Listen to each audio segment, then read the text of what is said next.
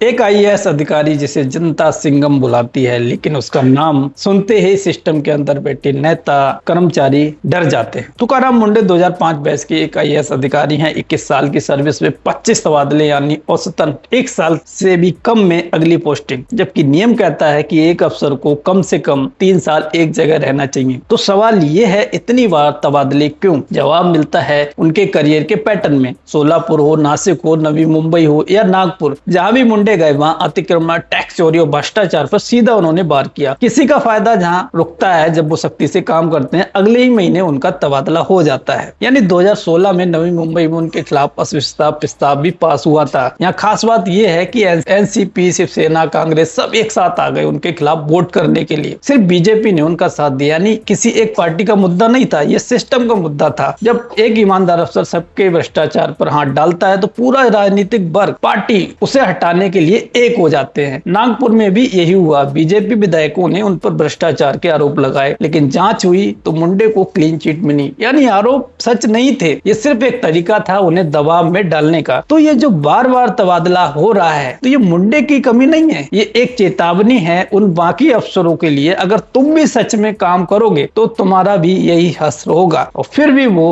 हर बार वापस आते हैं, फिर से सिस्टम से लड़ते हैं। तो असली सवाल नहीं कि मुंडे कितनी बार तबादला हुआ उनका, असली सवाल यह है कि हमारा सिस्टम कितने ईमानदार अफसरों को चुप करवा चुका है, जिनका हमें नाम ही नहीं पता। कितने ऐसे अफसर होंगे जिनको सिस्टम चुप करा देता है इसी डर से कि आपका तबादला कर दिया जाएगा, आपको ऐसी जगह पोस्टिंग कर दी जाएगी जो आपके घर से बहुत दूर हो, या बहुत भी कई और भी कारण हो सकते हैं। तो जो नेता लोग हैं, जो शपथ लेते हैं हमारे वोट से जीत के आते हैं कि हम करप्शन नहीं करेंगे, तो ये सबसे ज्यादा करप्शन करते हैं। आप इस एग्जाम्पल से बहुत ही अच्छी तरह से समझ सकते हो। वैसे आपका क्या मानना है, इस पे कमेंट में जरूर बताएं।